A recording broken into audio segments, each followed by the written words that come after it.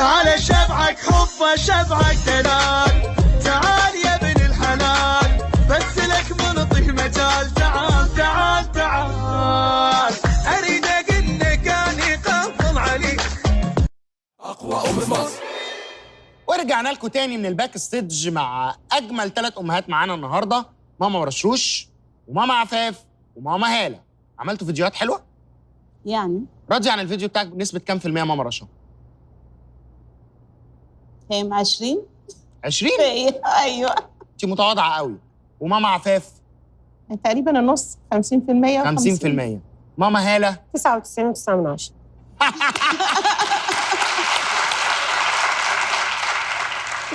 بسم الله ما شاء الله على بإذن الله. الثقه. يا خوفي. انا عندي رصيد. عندي رصيد مكسب. لا بس ما تطمنيش بقى للي فات. لا ان شاء الله انت لازم تفضلي بنفس الحماس للاخر. باذن الله. اوكي. مع الفيديو الاول وماما رشا. تعال شبعك حب شبعك دلال، تعال يا ابن الحلال بس لك منطي مجال، تعال تعال تعال اريد اقول اني قافل عليك.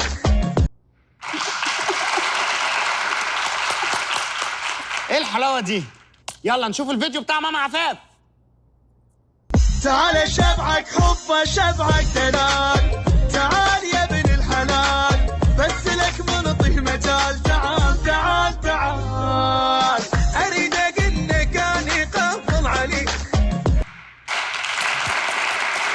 الله يبارك لك.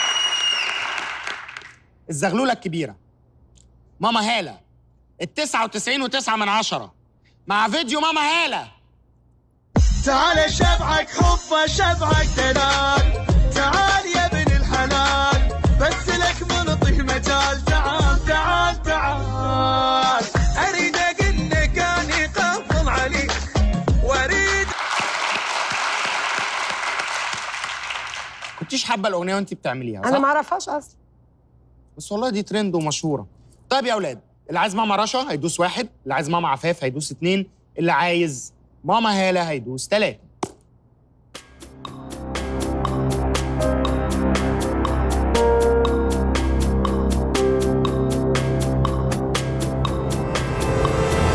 ماما هاله للاسف عشان انت مش حابه الاغنيه كان باين عليكي. دي حقيقة. 23% 5 نقط.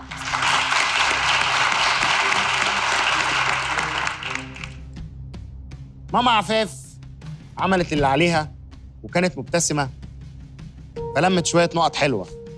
32% 10 نقط. انا عن نفسي كنت هختار ماما رشا. ايه؟ انا كنت هختار ماما رشا. شوف الذوق بقى والجمال. يعني لو انا كنت المصرية هختارها. وشكل. طب والله تحية لماما هالة جامدة قوي. في روح رياضية كده وفي ذوق ما شاء الله. ماما رشا 45% 20 نقطة. القصة عملت شغل. برافو يا فاروق. ايه ده نشاط. خلصنا المسابقة الثالثة، هنخش على المسابقة الرابعة، عجناك وخبزاك بس بعد الفاصل. اقوى ام في مصر. اقوى ام في مصر.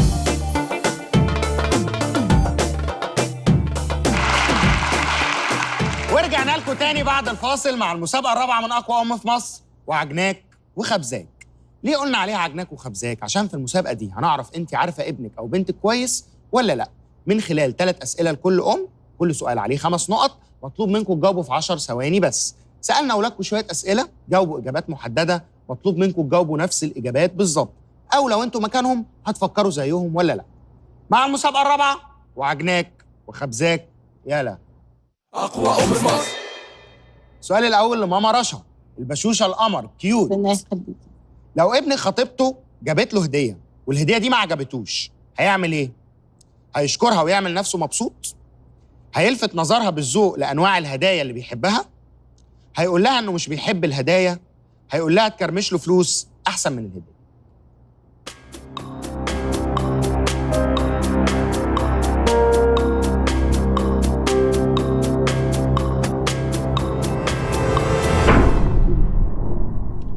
ماما رشا اخترتي ايه؟ هيشكرها ويعمل نفسه مبسوط. والنبي فاروق زي العسل وذوق. اجابه صحيحه.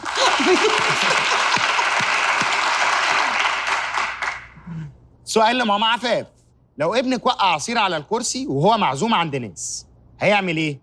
هيتأسف لهم؟ هيعمل نفسه من بنها؟ هيمسح مكانه وينظفه؟ هيقول لهم الكوبايه كانت مليانه بزياده؟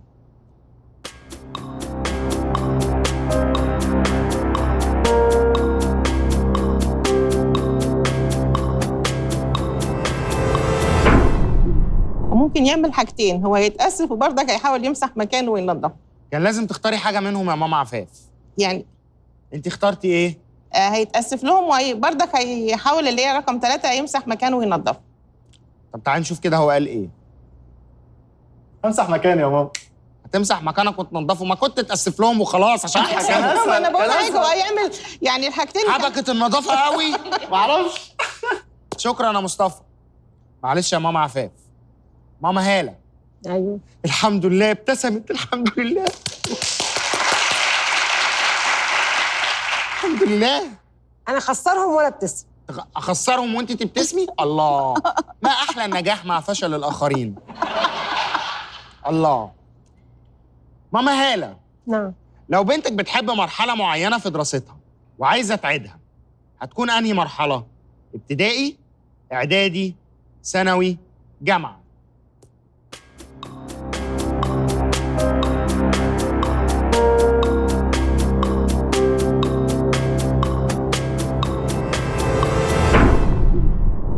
ماما هاله اخترتي ايه؟ ابتدائي. ابتدائي. بس البنات لا يمكن يختاروا اعدادي، ليه؟ لان كلهم عندهم شنب اعدادي. فلا يمكن اي بنت ولا ثانوي. اي بنت بتحب المرحله دي. ولا ثانوي عشان الثانويه العامه. ايه؟ ولا ثانوي عشان الثانويه العامه. فممكن الابتدائي او الجامعه. وبيبقى في اعدادي في نوعين من البنات، ناس طالع لهم شنب والناس الثانيه ايه؟ طالع لهم شنب بس فوق هنا زي بتاعي ده كده. تعالي بقى نشوف هي قالت ايه. يا ياسمين. جامعة يا ماما. جامعة ايه يا ياسمين؟ انت كنت بتخرجي في الجامعة عشان تقولي الجامعة؟ ايوه لازم اخرج. انت كنت كارهة نفسك في الجامعة يا ماما. الله ايه الجامعة؟ انت عمرك ما خرجتي في الجامعة يا حبيبتي. طب ايه المشكلة؟ انت اصلا معقده. لا حول ولا قوة الا بالله. ايه يا ماما؟ طفولة يا ماما، الطفولة. انا بحب الجامعة يا ماما. طفولة يا حبيبتي. معلش ركزي في الباقي بقى. نتناقش بقى في المراحل العمريه دي ولا العقد النفسيه بعدين. ماشي. سؤال لماما رشا، لو حد استلف عربيه ابنك وخبطها له هيعمل ايه؟ هيقفش عليه؟ هيعدي الموقف ومش هيسلفها له تاني؟ هياخد تمن التصليح عادي مش هيزعل؟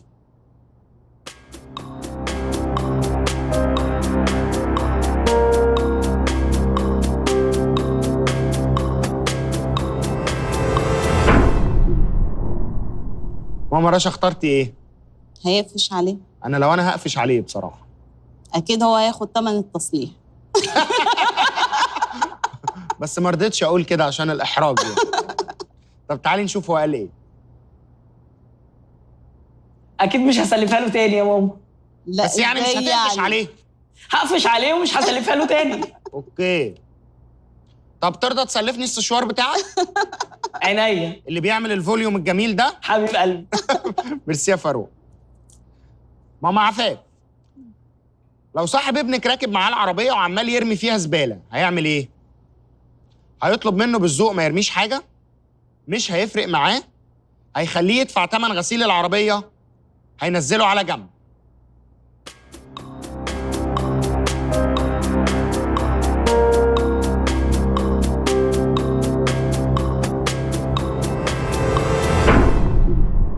ماما عفاف اخترتي ايه؟ اخترت هيطلب منه بالذوق مش ما يرميش حاجه. هيطلب منه بالذوق ما يرميش حاجه. مصطفى ده قال حاجه تاني. يعني انت دايما تخلي صورته حلوه؟ لا والله هو جميل. هو يا حبيبي بيجاوب على طبيعته. يا مصطفى. ايوه اخترت ايه يا حبيبي؟ لا يا عم قلت لها والله قلت لها هدفع ثمن فلوس العربيه طبعا الغسيله. احنا جدع مصطفى. يا باشا.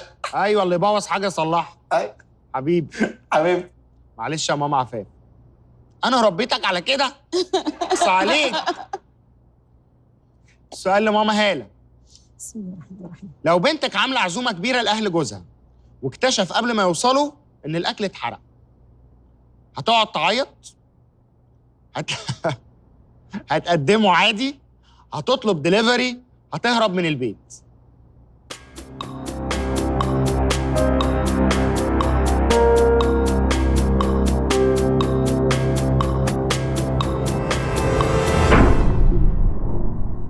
ماما هالة، حصلت قبل كده؟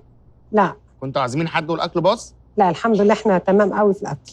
اوكي، انت اخترتي ايه؟ دليفري طبعا. دليفري، ده حل سريع. طبعا. اجابه صحيحه. السؤال لماما رشا الكيوت. لو ابنك مستني الزياده السنويه في الشغل وجات له اقل من المتوقع، هيكمل عادي ويستعوض ربنا؟ هيعمل كارير شيفت؟ هيسيب الشغل عشان قله التقدير؟ هيروح يتكلم مع الاتش ار؟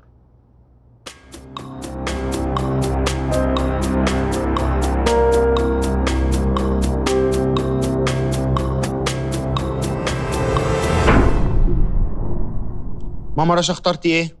هيروح يتكلم مع الاتش ار. اجابه صحيحه.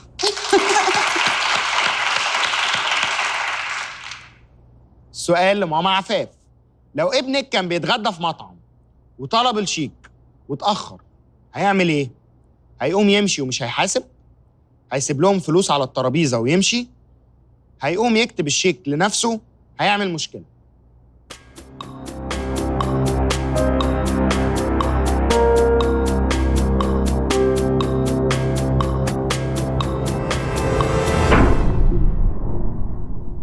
ماما عفاف اخترتي ايه؟ انا اخترت معاه. هي اختارت على السؤال اللي قبله والله. اخترتي معايا ان هو يعني هو ممكن يقول لهم فين الشيت، فهم يعني يعمل مشكله عشان يخلص ويمشي يعني. يعني انت اتعلمتي من اخطائك؟ طب تعالي نشوف قال ايه. هو اتعلم بقى. حبيبتي شاطره قلبي. اخترت اسيب ايه؟ لهم الفلوس وامشي. لا حول ولا قوه الا بالله. طب وانت عارف الفلوس ماما كام؟ تعمل ايه بس؟ الست احتارت معاك يا مصطفى. صح طلعك كويس مش نافع. مش نافع، تقول لك عمل تبقى مشكله مش بصورتي نافع، مش نافع. طول عمرك تعبني. شكرا يا مصطفى. معلش يا ماما عفاف. ماشي. ماما هالة، لو بنتك هتستغنى عن حاجه من جهازها، هتستغنى عن ايه؟ الصيني، مكونات النيش، الستاير، اجهزه المطبخ؟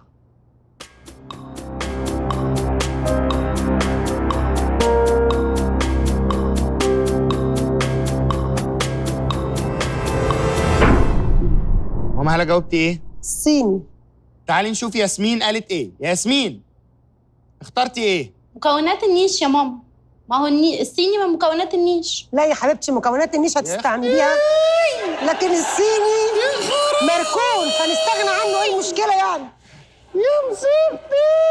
يعني في ايه؟ اخترتي ايه يا ياسمين؟ مكونات النيش. مكونات النيش وهي قالت الصيني. شكرا.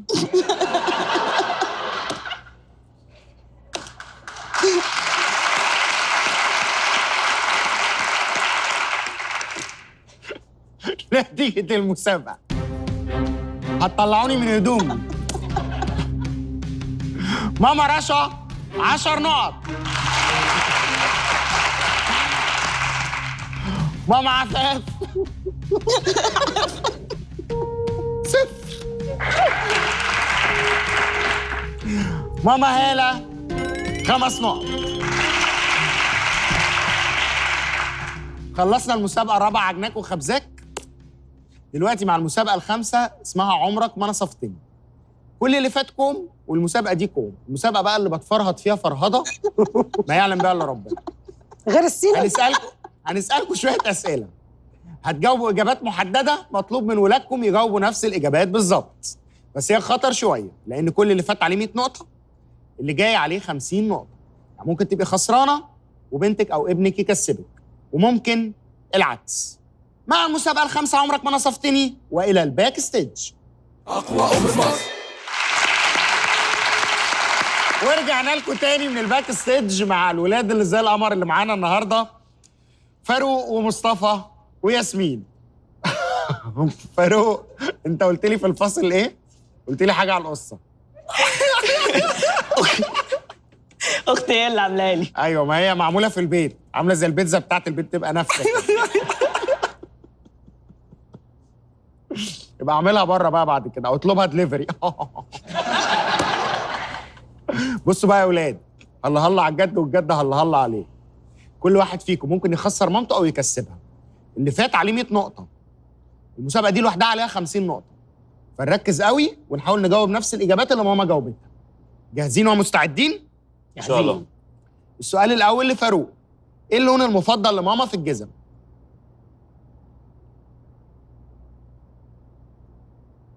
احمر. احمر. برافو عليك، اجابه صحيحه. يا ولد. عاش. برافو. السؤال الثاني يا فاروق، لما ماما بيجي لها ضيوف بتقدم لهم حلويات ايه؟ ينفع اقول لك كذا حاجه؟ ينفع تقول كذا حاجه. بسبوسه، كنافه، بلح الشام، زلابيا. ده رمضان انت يعني. أيوة. رمضان الحاجات اللي في رمضان. الحاجات دي هي الحاجات لما دي انا بيجيلكوا بحبها ضيوف على بقى طول. بره رمضان. لا هي الحاجات دي موجوده، يعني انا بجيبها على طول. على طول؟ معاكم عندكم بلح الشام طول السنه؟ طب لو حاجه ماما بتعملها بايديها؟ كريم كراميل. كريم كراميل. اجابه صحيحه. يا ولد. والنبي انا طيب وقلبي كبير. والله. السؤال الثالث يا فاروق، ماما بتسمع ايه وهي بتطبخ؟ تسمع ايه؟ هي بتحب فنانه شيرين، يعني فنانة بتسمع لها شيرين. كتير يعني. بتسمعها وهي بتطبخ؟ لا.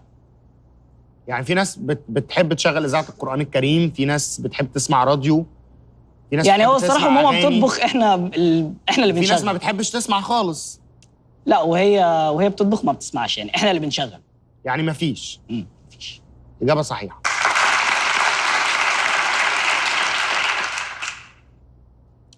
السؤال الرابع يا فاروق، مين مذيع برامج الطبخ المفضل لماما؟ لا ماما شاطره من غير حاجه. تتفرجش على حاجه. انا ساعدتك مرتين، انا ما خلفتكش ونسيتك. طب ساعدتك مرتين.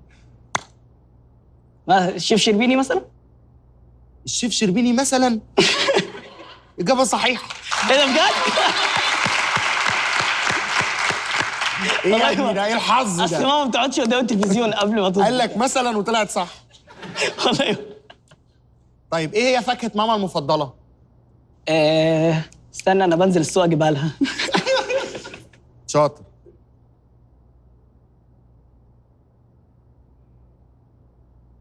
مانجا. مثلا؟ لا مانجا، هو انا مانجا بجيب مثلا مانجا. ولا مانجا؟ لا مانجا، وانا بحطها في الفريزر كمان. وانت اللي بتحطها بتخزنوها كمان؟ عشان ما بحبهاش. انت ما بتحبش المانجا؟ في حد عاقل ما يحبش المانجا؟ شفت. اجابه صحيحه. انت كده بقى اجبرتني ان انا اساعدهم الاثنين. ليه كده؟ روح ربنا يسامحك. انا شاطر. مذاكر ماما وماما مذاكراه، ما بخبيش حاجه عليها الحمد لا لله. مستواك عالي قوي. السؤال الاول لمصطفى، ايوه. ايه اللون المفضل لماما في الجزم؟ اسود. اجابه صحيحه. حبيبي. السؤال الثاني، لما ماما بيجي لها ضيوف بتقدم لهم حلويات ايه؟ كيك. كيك؟ اجابته صريحه وقاطعه وفاصله ومش أصل محتاج هي مساعده من حد. بروفيشنال اجابه فيها. صحيحه. برافو يا مصطفى. حبيبي. السؤال الثالث، ماما بتسمع ايه وهي بتطبخ؟ بص بقى، هي ما بتسمعش، يا اما بتشغل قرآن يا اما ام كلثوم. تشوز انت بقى. ثانيه. بص اقول لك على حاجه، انا ممكن اقبل النورمال ما بتسمعش. استنى بس. تمام. ممكن اقبل مجموعه اجابات لو كلهم في بتسمع في تمام. لكن ما بتسمعش دي اجابه ثانيه. لا، هي اختار غالباً واحده منهم. دايما يا تشغل. مفيش، يا بتسمع كذا وكذا وكذا وكذا، ولا وهحسب لك واحده صح. لا ما فيش. مفيش؟ اجابه صحيحه. الحمد لله. السؤال الرابع يا مصطفى. ركز بقى عشان تقفل زيه. يا رب. مع ان في فرق في المستوى جامد قوي. هو عالي. مين مذيع برامج الطبخ المفضل لماما؟ علاء الشربيني بقى، ابني. والله كنا لسه متفرجين عليه امبارح. والله. ايه؟ يبقى الشربيني. تعال نشوف ماما قالت ايه. اوعي. قلت ايه؟ مفيش يا مصطفى. يعني مش لسه متفرجين عليه امبارح وحبيبي وبحبه. بس ما بقعدش استناه يا حبيبي. ايش يلا. ماما شاطره. معلش يا مصطفى، ايش. هارد لك. امهاتنا شاطره ما بتتفرجش على انت الكلام. دماغك عاليه انت. انت في حته لوحدك، انت قفلت ال5 اسئله. السؤال الخامس يا مصطفى، ايه هي فاكهه ماما المفضله؟ ايه فاكهه ماما المفضله؟ تفاح مثلا؟ هي فاكهه مفضله عند معظم الناس، مفيش حد ما بيحبهاش. يبقى مانجا. اجابه صحيحه. ايوه غير فاروق طبعا. الحمد لله ضميري استريح. الحمد لله بس. ايوه ساعدته زي ما ساعدتك، ماليش دعوه. السؤال الاول يا ياسمين، يا زهره الياسمين، ايه اللون المفضل لماما في الجزم؟ تايجر. تايجر. جلد النمر. اجابه صحيحه. يا ولاد. لما ماما بيجي لها ضيوف بتقدم لهم حلويات إيه؟ كيكه. ما تيجي تضربيني احسن. اجابه صحيحه.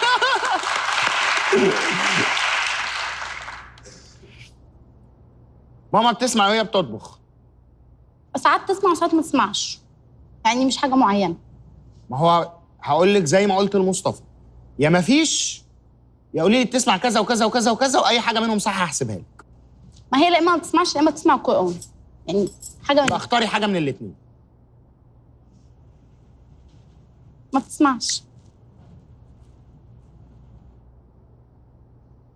تعال نشوف ماما قالت ايه.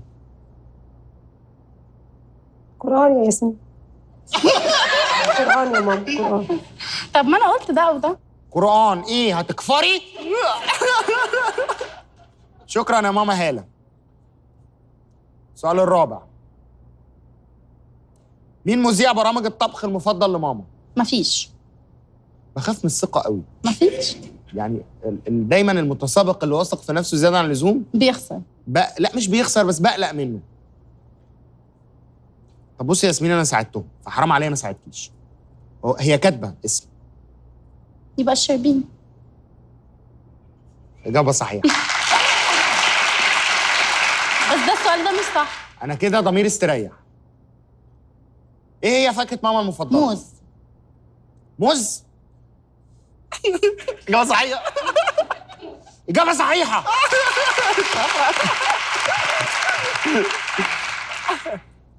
طيب يا أولاد، المسابقة خلصت، نورتوني، كنتوا شاطرين. 5 أسئلة و4 أسئلة و4 أسئلة، ما شاء الله 3 تمواس، بسم الله ما شاء الله. النتيجة النهائية يا ياسمين بعد الفاصل. أقوى أم في مصر. أقوى أم في مصر.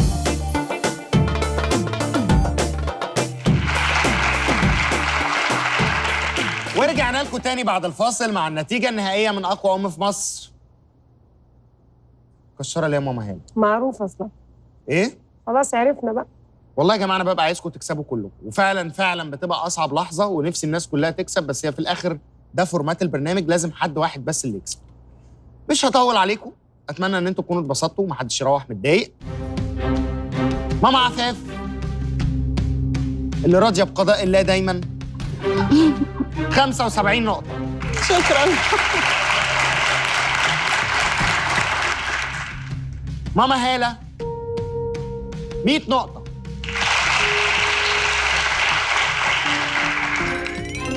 أما ماما رشا قعدنا نتريق على القصة بتاعت فاروق ونقول له القصة عالية والقصة شبه بيتزا البيت. هشيلها له. هي اللي عملت شغل وهو اللي كسبك. لا 105 نقطة. ماما رشا أقوى أم في مصر.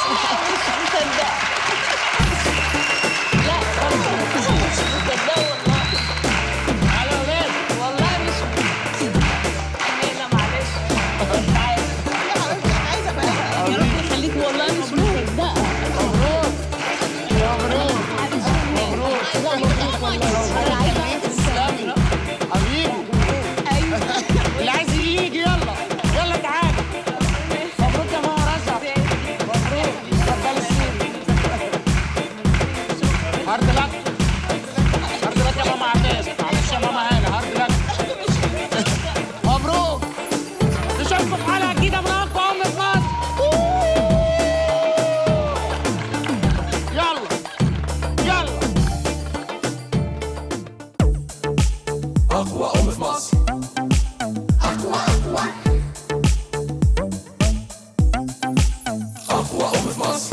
تعبت واللي شالت واللي كل حاجة جابت واللي ما سمعتش كلامها لما 1000 مرة قالت أقوى أم في مصر، أقوى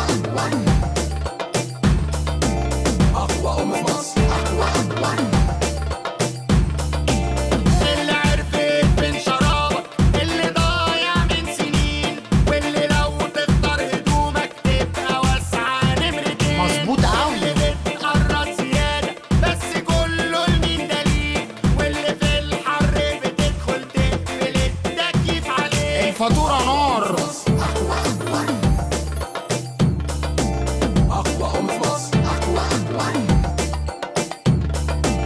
قادرة أسطورة فصال مهما كان قدامها مين والقميص أبو 300 تاخد الخمسة ب200 هم حلوين كده التخصص في الدراما حتى لو موضوع بسيط ربنا ياخدني من وشك عايزة تطبخ يبقى ناكل قرنبيط اللي لو قلت لها عايز يبقى تروح تقول لأبوك واللي يشرب من الأزايز يبقى قمة العقوق اللي بتصبح بوردة في جروبات الأمهات واللي يوميا تشير بوست مليان تحذيرات أقوى أم في مصر، الله أكبر 5 وخميسة أقوى أم في مصر، أقوى أمي هي قنبلة الحنان أقوى أمي هي قنبلة الحنان حتى لو سحلتني عادي برضو أمي من زمان هي اللي هتفضل